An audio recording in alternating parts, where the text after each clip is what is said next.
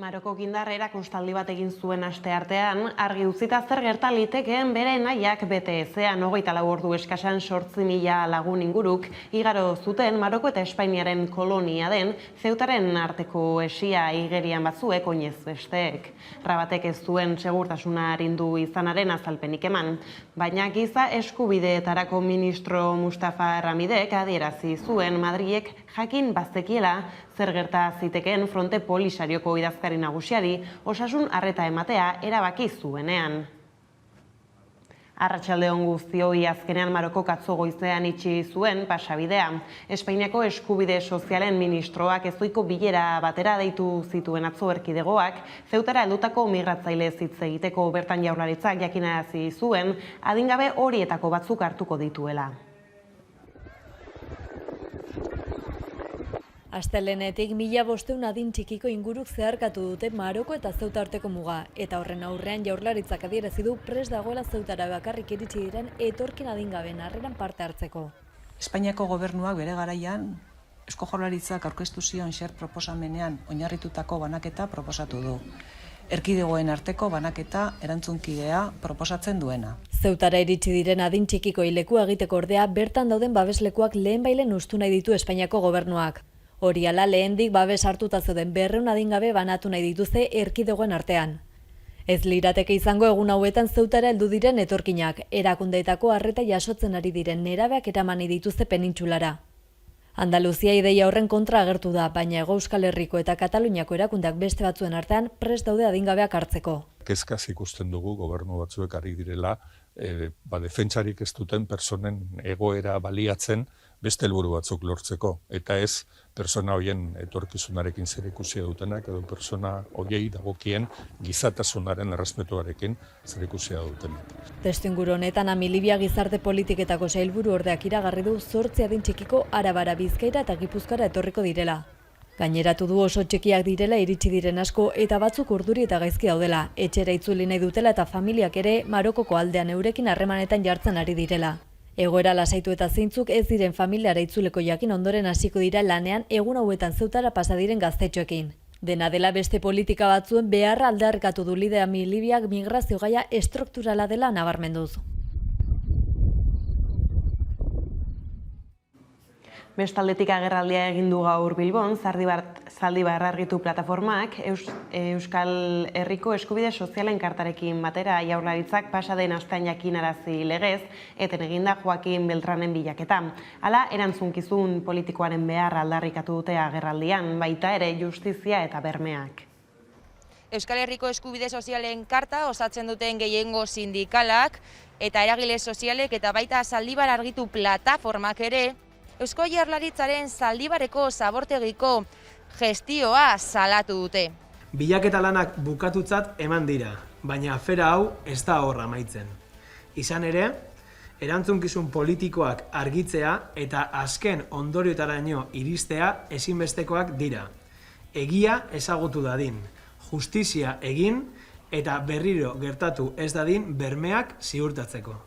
Gauzak horrela nabarmendu dute Berte Recycling enpresak erantzunkizun zuzena duela hildako langileen gainean eta Eusko Jaurlaritzak eta ingurumen sailak ezer egin ez duela. Horregatik ardura eremu pribatura ezin dela mugatu jakinarazi dute. Urteetan zehar, Zaldibarko zabortegian egon den jarduera klientelar, opako, ez jasangarri eta arriskutsuaren aurrean, erantzunkizuna ezin da eremu pribatura mugatu. Eremu publikoak gertatzen ari zenaren gaineko erantzunkizun politikoa izan duelako. Era berean, hori guztia salatzeaz gain, hurrengo asteburuan egingo den manifestaziora dei egin dute eta Joaquin Beltranen familiari babes osoa adierazi diote. Izan ere gaur da egitekoa Luiziak harrapatutako beharginaren hileta Alfred Elgezabal kazetariak egin du Zaldibarko auziaren inguruko analisia gakoak saioan. Legedia betetzeagaz nahikoa izan beharko litzateke.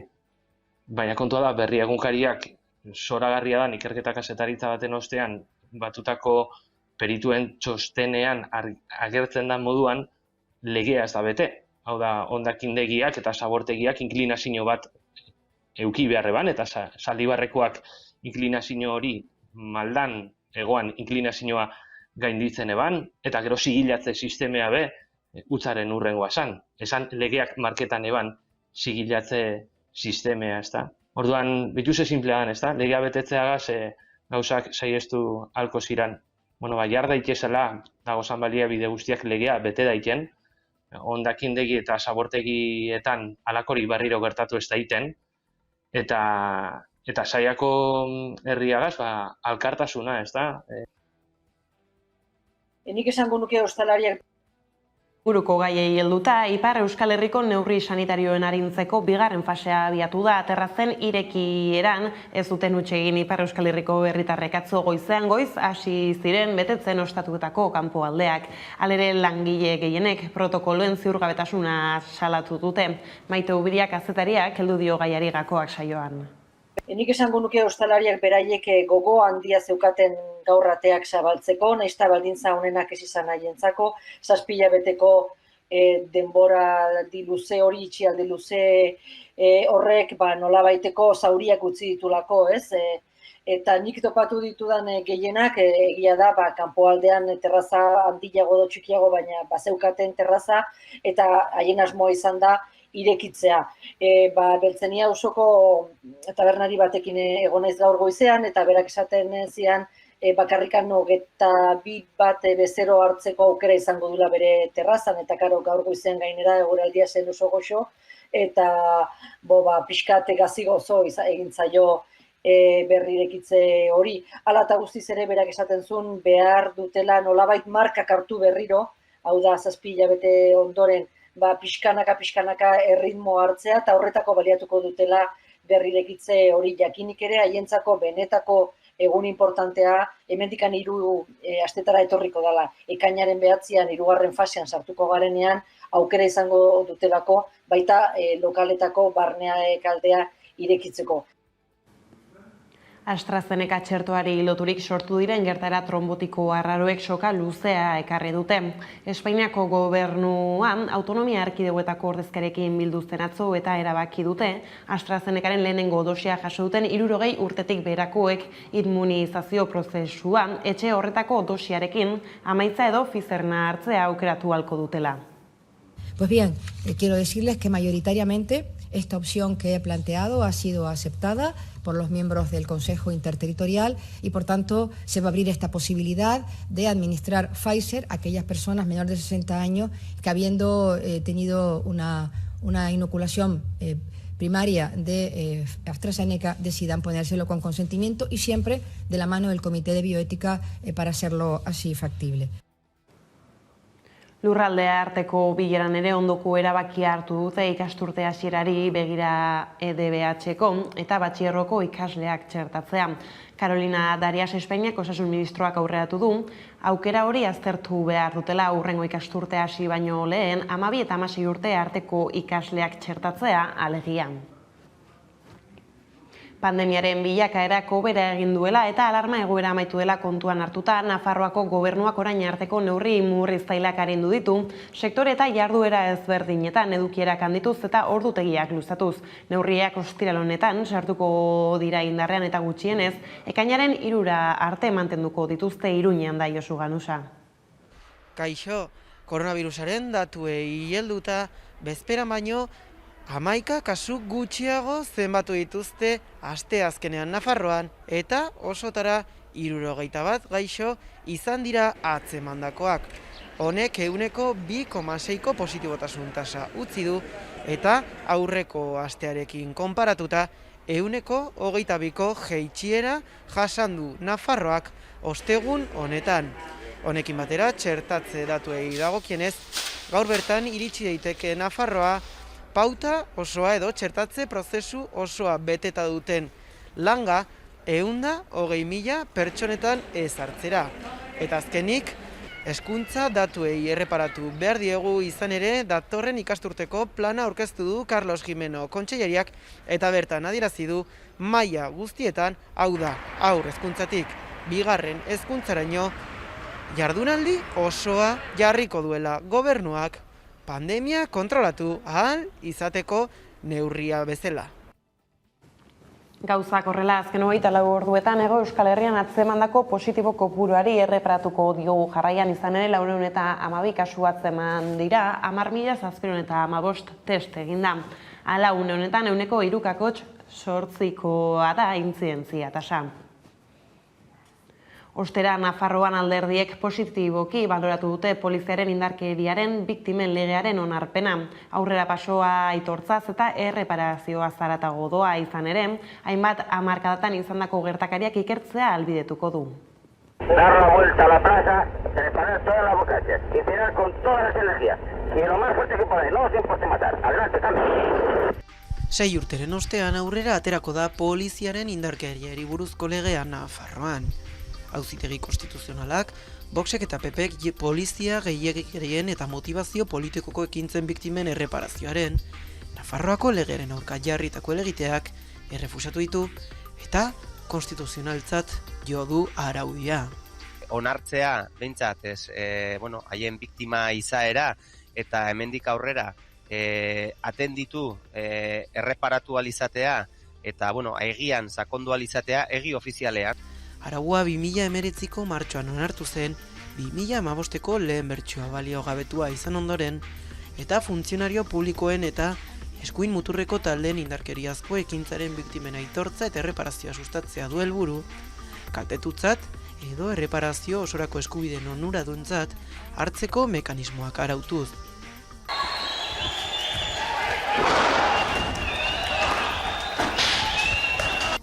Lege honen bidez, motivazio politikoko indarkeria, egoeran gertatutako giza eskubideen urraketak berra sartzeko administrazio prozedura bat ezarri da, biktima horien gainean dagoen lege hutsunea zuzentzeko.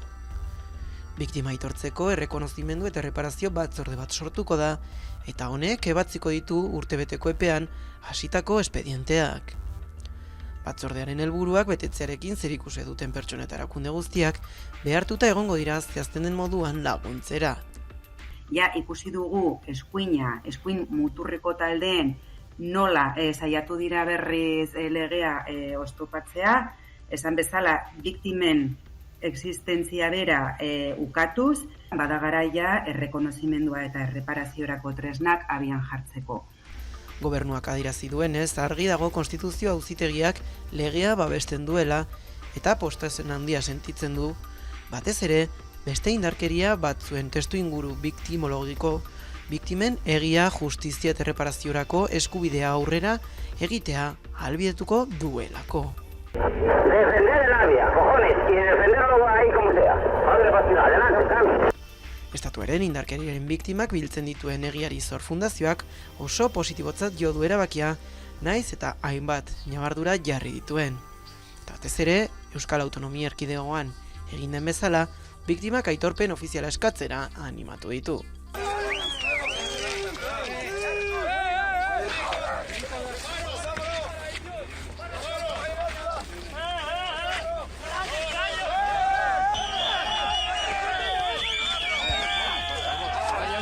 Foro Sozial Iraunkorrak ere baloratu du autua eta Nafarroako Parlamentuak onartutako legea behin betiko blindatzeaz gain urratz garrantzitsua dela adierazi du biktimak. Nafarrek egia, justizia eta erreparaziorako duten eskubidearen bidean. Pertsona horiek gaur egun jasaten duten diskriminazio egoera eta era berean askotan pairatzen duten berbiktimizazioa gaindituko liratekeela uste du elkarteak.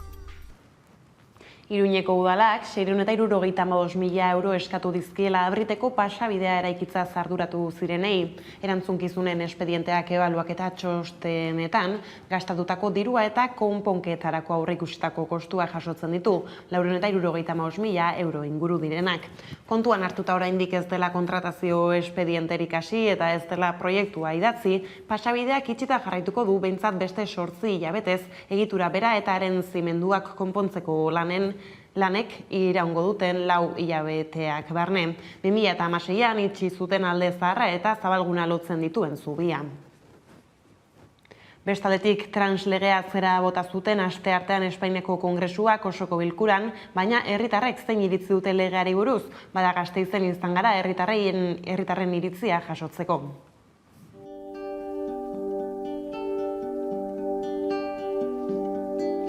Espainiako Kongresusoko bilkuran Unidad Podemos alderdiak proposatutako translege berriaren testu tramita onartza bozkatu zen asteartean, baina ez da aurrera aterako PSOEk azken orduan abstentziora jo baitzuen. Hilabeteak dira gobernukide diren bi alderdi hauek translegearen afera dela eta elkarren aurka agertu direla. PSOEko Carmen Calvo Espainiar Estatuko presidente ordeak Unidad Podemos lege aurre proiektua blokeatuta baitauka. Hori ala oposizioak beste lege bat aurkeztu zuen eta hori bera bota zuten atzera asteartean. PSOEk adierazi zuen lege testuak hutsune juridikoa dituela eta horregatik jo duela abstentziora. Bien bitartean bai EH Bilduk bai EAJak alde bozkatu zuten. Testuak bi puntu nagusi zituen, transexualitatearen despatologizazioa eta genero autodeterminazioa. Ildo horretan Euskal Herritarrek zer diote translegearen inguruan? Eske beharrezkoa da eta ni ados nago eta alde nago. Uste lehenengo pausu beharrezkoa dela bazkenean eskubideak eta identitate eskubideak bermatu alizateko eta uste dute egoera horietan bizi garen pertsonak ez garela inor beste batzuei eskubideak ukatzeko. Ondo iruditzen zait, hori lege bat beraien eskubideak onartzeko, hori aurrera eta pres gero ere gizarteko moduan aniztasuna eta berdintasuna guztion artean lortzeko ere. Ni pentsatzen dut transen eskubideak bermatu behar direla nolabait, niri ondo iruditzen zait lege bat ateratzea eta interesatuta dauden kolektiboak iritzia ematea. Testu inguru honetan Gasteizko LGTBI fobiaren aurkako behatokiak iazko pandemiatik Araban gertatutako 14 LGTBI fobia gertakarien berri izan du. Horietatik 11 Gasteizen gertatu dira, bat Añanako kuadrillan eta 2 Arabatik kanpo, baina Arabako pertsonak izan dira gertakariaren xede. Ez da normala. Oso kezkagarria da eta salatzekoa da. Azkenean pertsona bakoitzaren eta bere identitatearen kontrako erasoak direnean, edozin eraso eta eraso bortitzak ere, iruditzen zaite, amaitu beharrekoak direla eta gizarte bezala kezkatu beharko gintuzkanak, ez? Oso kezkagarriak dira eta gainera ezin dut ulertzen nola horrela jarraitzen dugu gaur egun gure gizartean. Egia esan hori lan handia egin beharko genuke guztion artean, berdintasuna eta aniztasuna lortzeko. Kezkagarria da gizarte mailan kolektibo batez, olako kolektibo batez onartzea. Zer egin beharko zuten, baina igual heziketa munduan, edo zerbait, tailerrak, martxa, ondo. Legeak bakarrik ez du balio.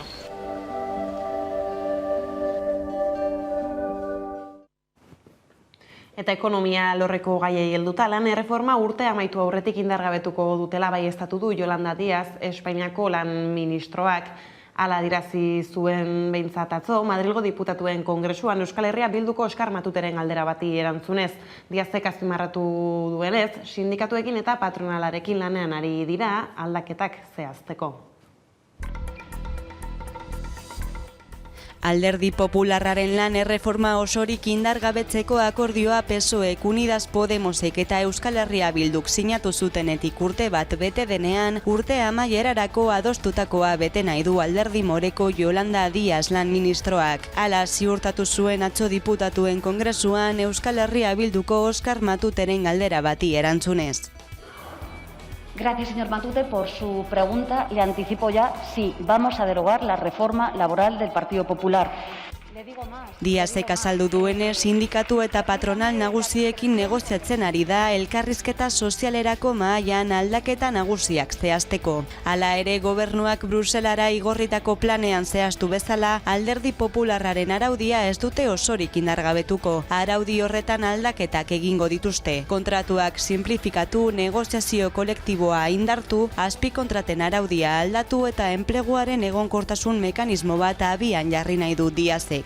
Euskal Herria Bilduko bozeramaile ordeak beste neurri zehatz batzuk proposatu ditu. Besteak beste itunen estalizazioa amaitzea edo lan erreformaren aurreko kalte ordainak berreskuratzea. Eta garrantzi handiko beste bat, erregulazio espedienteak aplikatzeko orduan administrazioen aurretiazko baimenaren figura berreskuratzea. Recuperar la autorización laboral para los ERES, porque estamos asistiendo a una cascada de ERES injustificados. Díazek azken hori azpimarratu du bere hitzetan kaleratze oldeak eteteko.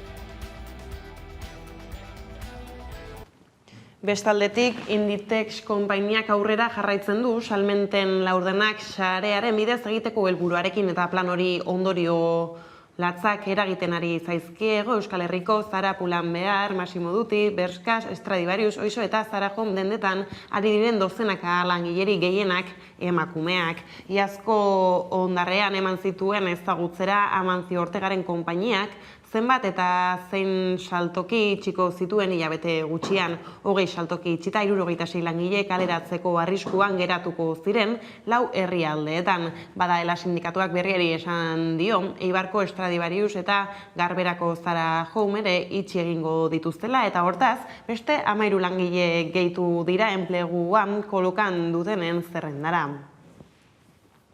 Egun zaiak bizi ditu bitcoinak munduan gehien erabiltzen den kriptomonetak. Finantza produktu horren balioak 5 egun jarraian daramatza behera egiten. Asteazken honetan 13% erori da eta ia 42% jausi da apiriletik. $37.800 dago haren balioa. Antzeko jokaera izan dute gainerako kriptobisek ere. Txinako eta Europako Banku Zentralaren adierazpenek eragin zuzena izan dute euroriko ansua piztu baina, Teslaren sortzaileak piztu zuen aurreko astean kriptomonetekin ordainketak egitari utziko ziola iragarri baitzuen. Galdakon 1936ko gerran herriak bizi izan zuen bonbardak eta larrien oroitzeko ekitaldia egin dute bart. 16 herritar hil ziren orduan aurrak haietako asko memoria piztuta, horixe zaintzeko deia egin du herriko alkateak. Gure herritarrek pairatu zuten ura, Galdakaoko enborrean beste ustai bat marraztu egin zuen. Baina ez da edonolako aztarna. Ez edonolako mina. Herri oso batek bere burua arriskuan ikusi zuen, hegazkinak Galdakao gainetik sarraski bila entzun eta ikusi zituenean. Eta horrek, gure herriaren historia betiko aldatu zuen. Horregatik, animatu nahi zaituztet gure memoria kolektiboa zaintzera. Gizarte hobea lortu eta saretzeko. Gure nagusietatik hasita gazteengana helduz. Zer litzateke ezagutzen dugun Galdakao, aurreko guztia existituko ez balitz. Simpleki ez zen Galdakao izango. Beraz, izan zirenengatik, garenongatik eta izango direnengatik, jarrai dezagun Galdakao oinarretatik eraikitzen. Euskal presoen aferari helduta berriz Espainiako Auzitegi Nazionalak bertan bera utzi du Josu Urrutikoetxea epaitzeko 2005ean zabaldutako autoa. Luis Ergeta Gasteizko Michelin enpresako arduradunaren hilketan parte hartu izan egozten zioten Urrutikoetxeari, baina ekintzaura eta politiko militarrak aldarrikatu zuen eta Urrutikoetxea ez da inoiz talde horretako kide izan. Hala ebatzi du orain Santiago Pedraz epaileak defentsak hasieratik argudiatu duena berretxitan. Eta Kataluniara jauzi eginda gaur hasiko da Generalitateko presidente aukeratzeko inbestidura saioa Kataluniako parlamentuan. Bihar egingo da bozketa, Per Aragones hautatuko dute gehiengo osoz Errezeren, Junts per Katen eta Kupen babesarekin. Alabaina oraindik ez dago argi nor izango den presidente ordea. Ia ziurtzat jotzen zen Elsa Artadi Juntseko kideak hartuko zuela postua, baina Bartzelonako udaleko zinegotzi izaten jarraitzeko autua egin du. Construint un espai que Junts per Catalunya té molt recorregut per fer, que és la capital de Barcelona, amb una necessitat molt important, que és canviar l'actual govern que hi ha de comuns i socialistes i de créixer també a l'àrea metropolitana. I per tant és una aposta personal, de coherència, de sinceritat d'honestedat i també una aposta política molt important també del nostre partit.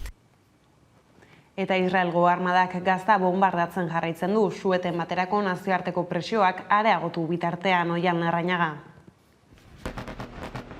Palestinan gertu egon daiteke su-etena. Hala adierazi du behintzat Hamasek. Musa Abu Marzuk, Hamaseko goi karguak, Libanoko telebista kate batean bart gauean adierazi zuenez, egun bat edo biko kontua izan daiteke. 11 egun daramatza dagoeneko Israelek Gaza egunero bombardatzen. Azken egunetan nazioarteko hedabideetan askotan aipatu da su-eten bat lortzeko aukera hurbil egon zitekeela, baina Israelek Gaza erasotzen jarraitu du. Atzo bertan, esaterako, Benjamin Netanyahu, Israeleko lehen ministroak, ezetz erantzun zion Joe Biden, presidente estatuatuarrak, deseskalada nabarmen bat lortzeko egindako proposamenari. Gazaren aurkako operazioak aurrera jarraituko duela ziurtatu zuen Netanyahuk. Dena den, Reuters agentziak Egiptoko segurtasun iturriak aipatu zedioenez, bi aldeak su-eten bat ezartzearekin ados egongo lirateke dagoeneko, baina xehetasunak negoziatzen hariko lirateke oraindik sekretupean. Bart gauean Gazaren aurkako bombardaketekin jarraitu du Israelek. Ohi bezala, eraso guztiak Hamasen azpiegituren aurkakoak direla esaten jarraitzen du Israelek.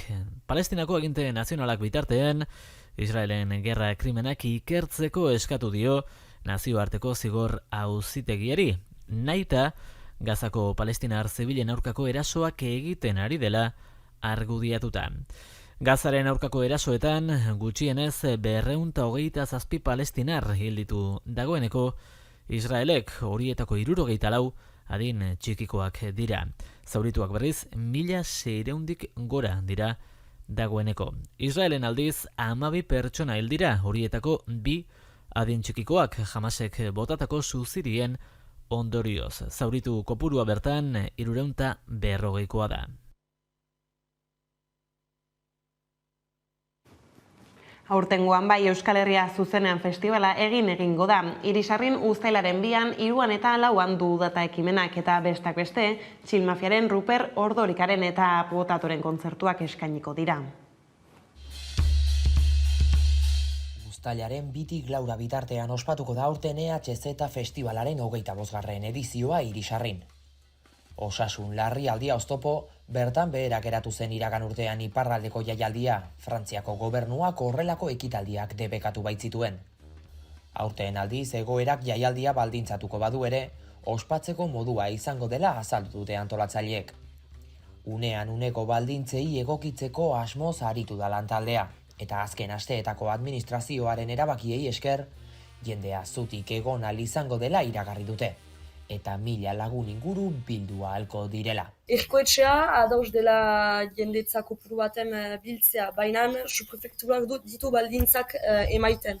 Eta horretarako haiekin ahemanetan gira, eta urrengo astean okanen dugu haiekin hitzordu bat, eta haiek digute emanen jende kopurutza, zehatza, eta antolak eta historio nola molatu beharko gire. Frantses ministeritzak baieztatu du egiten zirela 1000tik gorako ekitaldiak, eta beti ere hori eremuaren arabera izan da, gane baitu araudiaren arabera izan beharko da pertsona bat 4 metro karatuka. Horrez gain, aldiz beste zenbait neurri bete beharko dituzte. Jaialdia hasi baino 2 egun arinago egindako PCR negatiboa eraman beharko du publikoak, edo txertatua izan delaren ziurtagiria. Oztopoen gainetik, jaialdia ospatzeko asmo osoa du lantaldeak eta lehen sarrerak salgai jarri dituzte. 25 euroan jarri dituzte lehenengo 150 sarrerak eta ehz.eu atarian daude eskuragarri.